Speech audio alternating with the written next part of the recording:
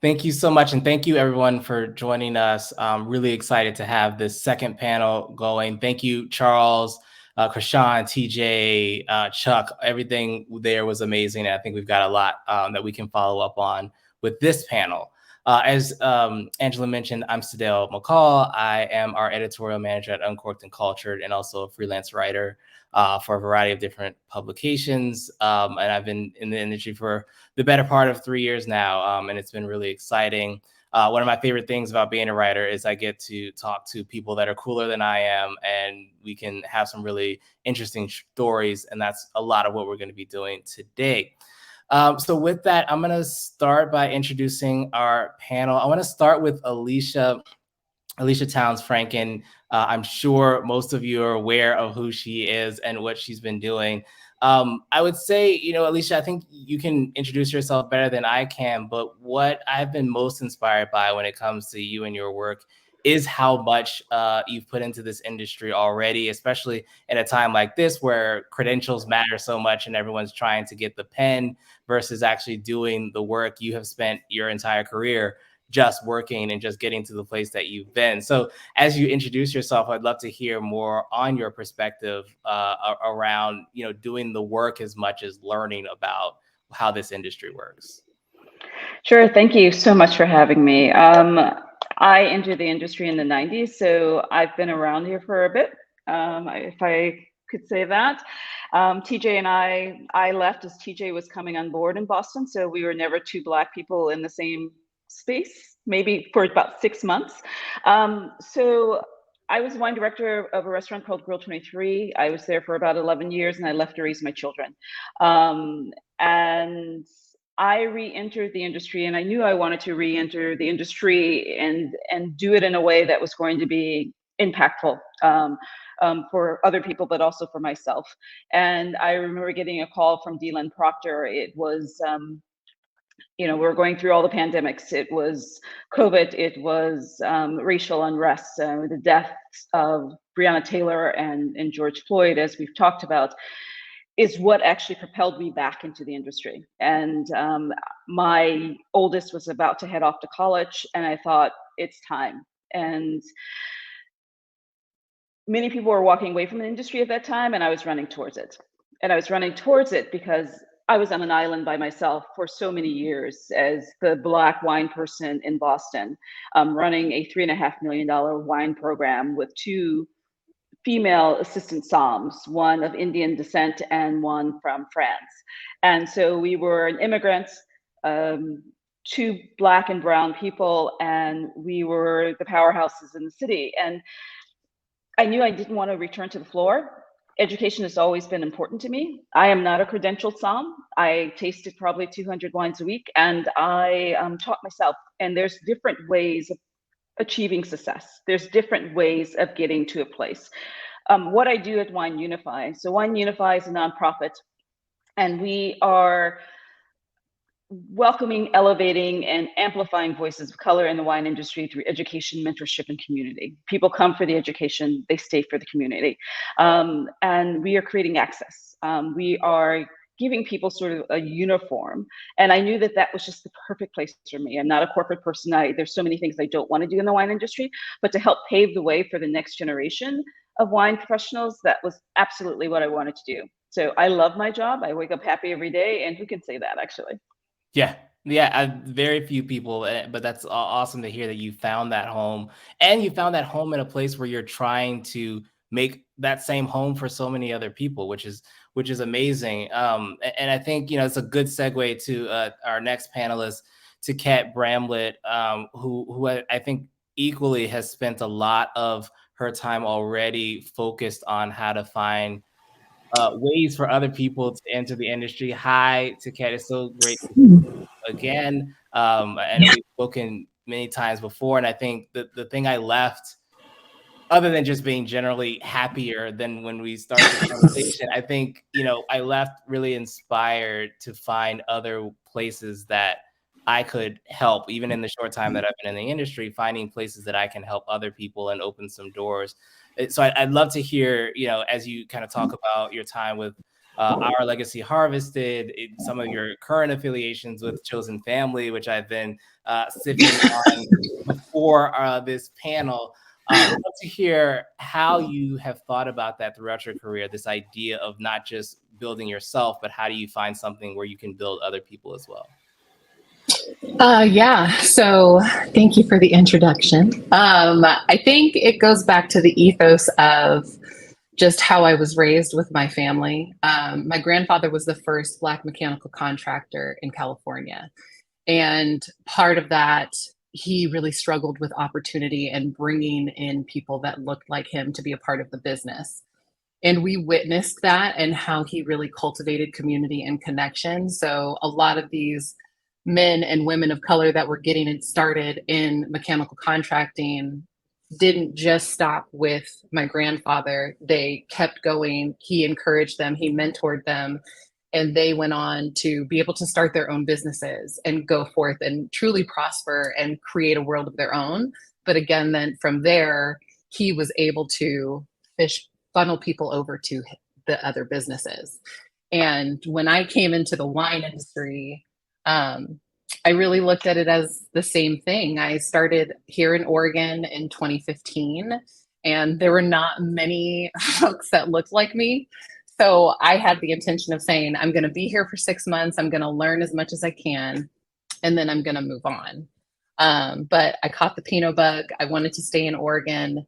And when I just started having some unusual experiences, Oregon has historically been primarily a white state because of white flight. When 2020 happened, when the death of George Floyd happened, a lot of our BIPOC community up here really came together and said, how can we lean in with each other at this moment, but also how can we help our community outwardly?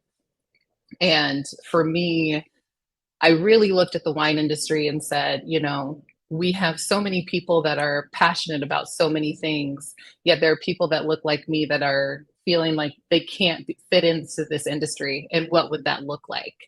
And we really had the opportunity to sit and be intentional about building community and connection, because we just feel like that's going to be the key to keeping people in the industry and ushering new voices and faces in. So we had the opportunity to really start cultivating this community here in Oregon. We have our second cohort this year. They're just getting started, which we're really excited about for harvest. But I think it's just such a special opportunity for us to have, because once our interns are done and they decide they want to go for that pin, we provide them with connections to someone like Wine Unify or the Roots Fund, so that we can continue growing that community, and then they can reach one and teach one too.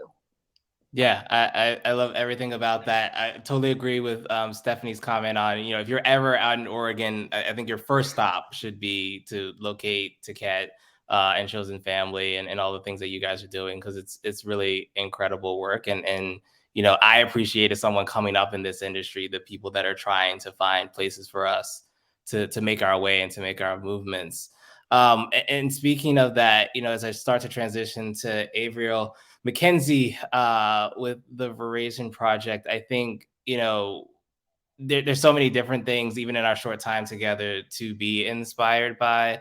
I think one of them is him being a part of the industry, and has a varied industry across the board. I think the other thing is, as myself being a Black man in wine, and him being a Black man in wine as well, I think so much of what we're doing is, and TJ mentioned it and so many mentioned it, we're one of the few, we're one of the only. And, Averiel, your day job is diversifying the industry, and your night job is diversifying the industry. So one, appreciate all of the work that you're doing, but I'd love for you to kind of talk to that as you introduce yourself. What kind of inspires you to continually find places that you can make an impact in diversifying this wine industry? Yeah, no, thank you. I would say I am the epitome of corporate, hence my name, Corporate Bev. I came up through the corporate setting with one of the world's largest wineries, and I've spent the last 13 years with that organization. And I had 9 different roles with that organization and moved up the ladder. And inside a larger ecosystem like that, we had an opportunity, and within the Gallo African American Network, where I was able to say, hey, our sales organization, I don't see any Black people that look like me. And in 2018, we started our sales version of that organization and built our own community inside. And then when 2020 happened with George Floyd, I was in my Cush national accounts role, where I'm calling on some of the best and finest on-premise accounts across America, spending time in Aspen. And then I look around and I'm like, I am the only one in the industry doing this, especially from a Black perspective. And I had to take a step back and realize that I wanted to do this on a greater level, even outside of just the organization that I'm a part of. So I challenged the organization that I'm a part of. Now my day job is recruiting the future sales force. In addition to that, I spent a lot of time with the Veraison project, actually building that network of next generation of future leaders broadly. So yeah, I do it during the day and at night.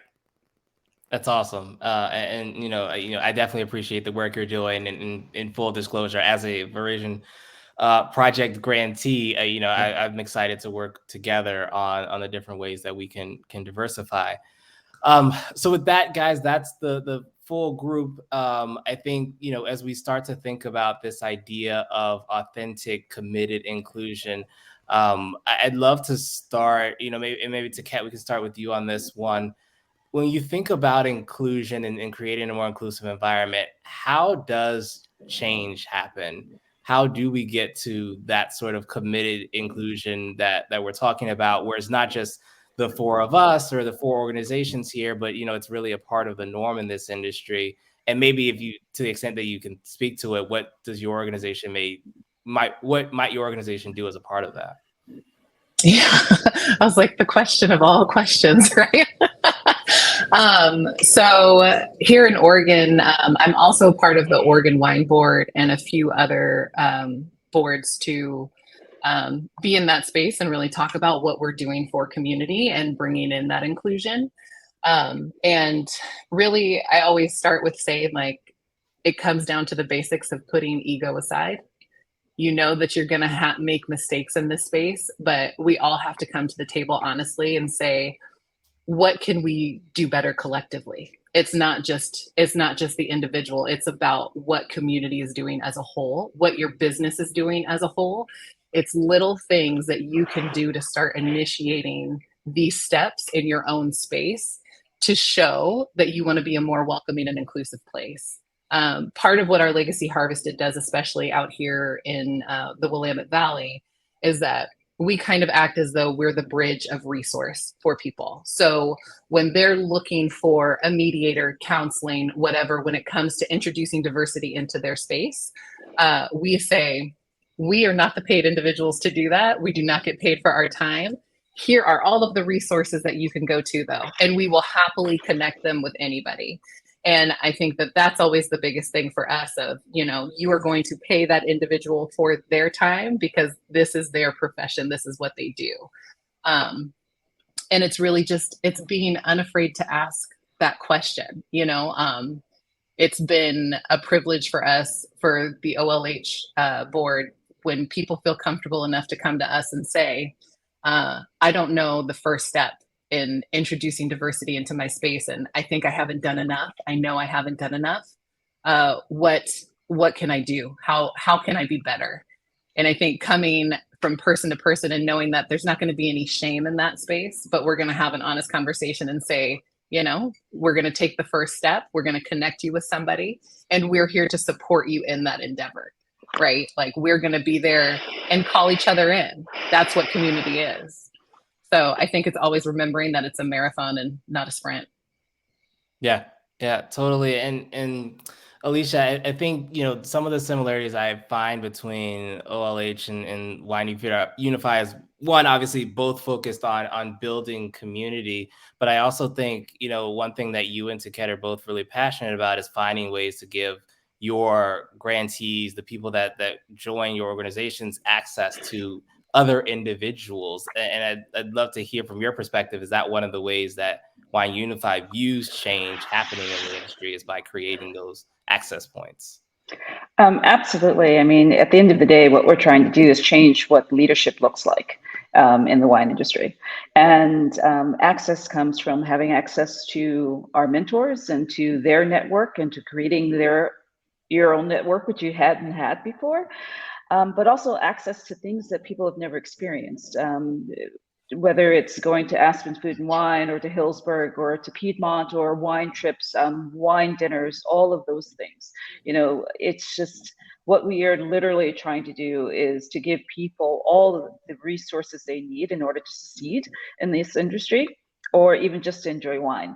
As we know, there's such a huge barrier to entry. People don't think it's for them. So we're not just trying to create wine professionals, we're also trying to create wine enthusiasts. And I love that we're able to do this. And what I don't want is for us to just be someone's brown check. I'm here to hold people accountable. Right.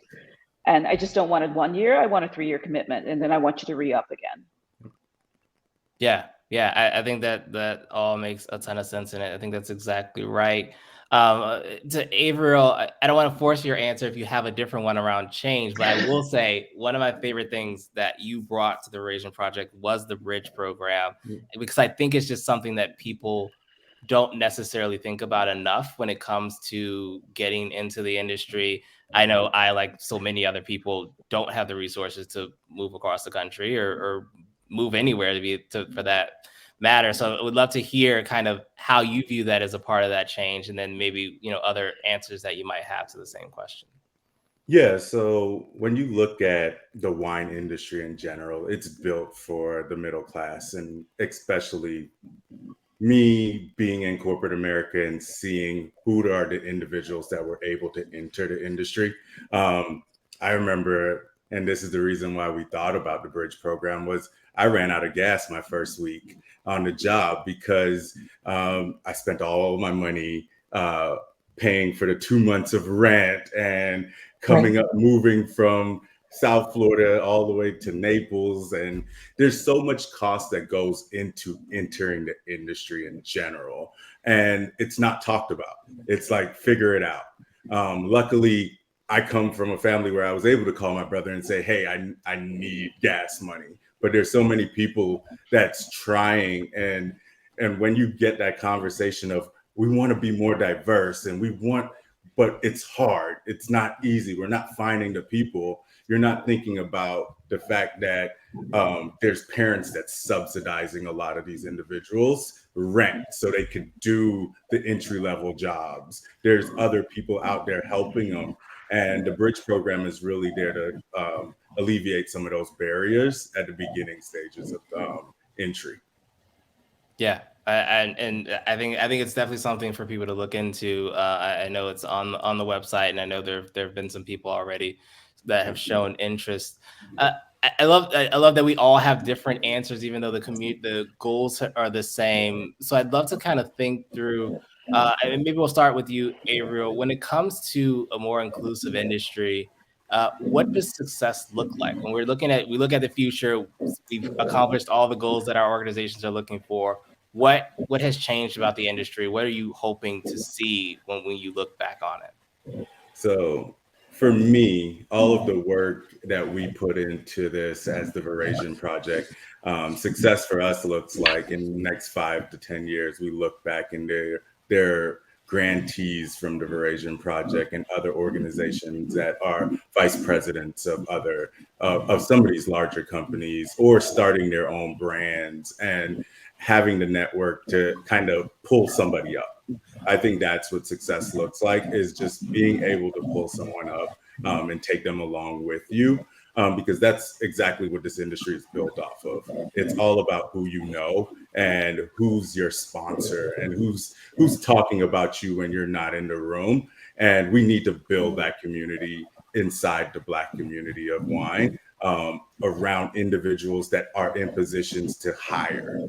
We don't have a lot of that right now. And that's what I want to see in the next few years, is Black individuals that have that ability to say, hey, I'm going to take a chance on you. And that's what success looks like. Yeah.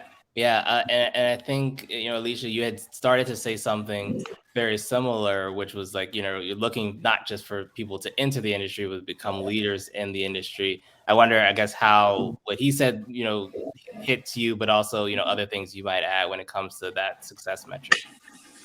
Yeah, I mean, that's exactly what we want. We want to see leadership and we want to see a change, right? And so our recipients, we've put through about 145, I think, people. And what I want to see is that they're taking leadership roles.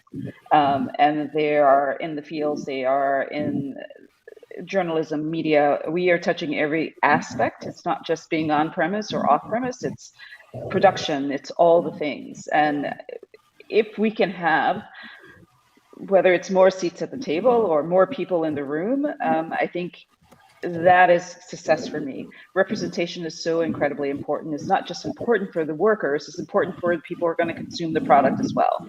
I mean, the wine industry is a huge industry, and so it's lucrative for people. You can do well. It's a great path for success, but also we want to bring in another demographic of drinkers, because without them, I'm not quite sure where we will be in 10 years. Yeah. Totally. Tiquette, I know a lot of what you have been focused on is starting to not only create the community in Oregon, but you've also started to think about, where you might be able to expand. I guess, how do you view success going forward? Yeah, this part always gets me emotional because my two other panelists said it beautifully. I always say the same thing, that 10 years from now, I don't want this to be a conversation. I want it to be a celebration of looking how we can reach each other, right? There's going to be so many connections there in that space where organizations like ours can be, again, a place for community and gathering, and we can still be there to always be supportive, but we are not the only outlet anymore. And being able to give everybody their flowers that started this, I think is going to be an awesome celebration to witness, because everybody is fighting for this change. And so I think all of us together collectively being able to step into this space and say, 10 years from now, being able to sit back and watch the magic all come to fruition and see that everybody's lifting each other up, it's going to be awesome. I love it. And I love that you've already seen that it's happened already, and you can start to visualize that end state, because I think that's what drives so many of us that are trying to see change, is you have to see it already changed. Otherwise, this gets really, really tough. I know there's panel, there are audience questions coming, so I'll just ask a couple more. But I think, one of the questions that struck me when I was preparing for this is that all of these organizations have come kind of post 2020 and have filled a gap in some way, shape, or form, which means there was a lot of gaps pre 2020.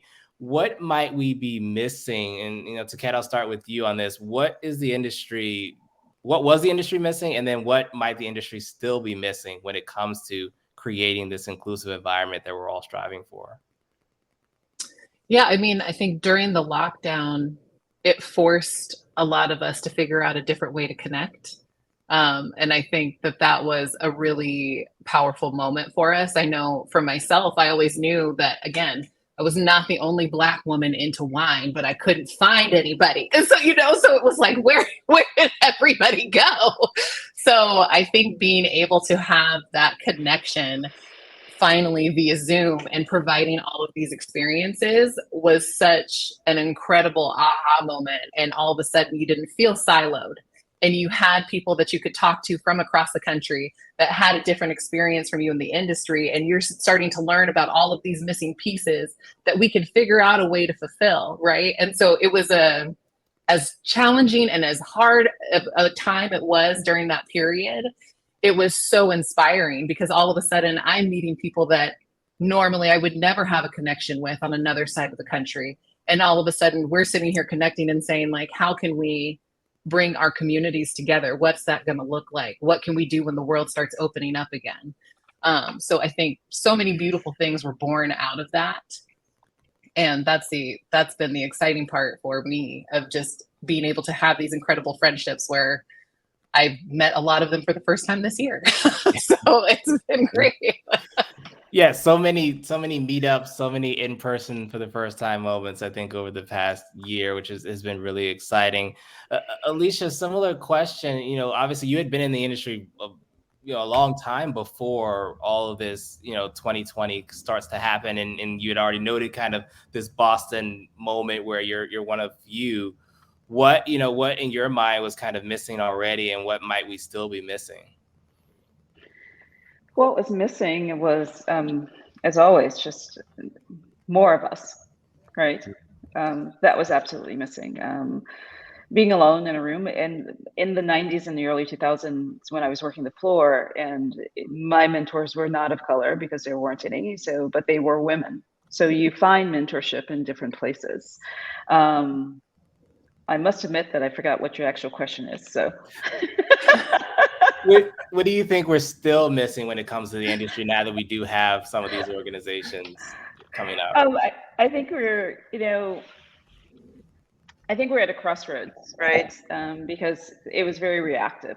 We started things because of something that happened, and we're in America, and the news channel or the